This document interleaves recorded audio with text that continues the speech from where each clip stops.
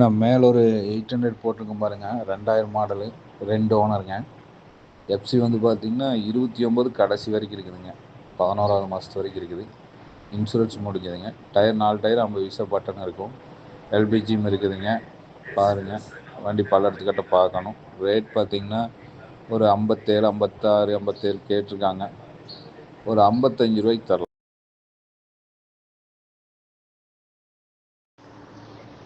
நான் மேலே ஒரு 800 போட்டிருக்கேன் பாருங்க, 2000 மாடலு, 2 ஓனருங்க.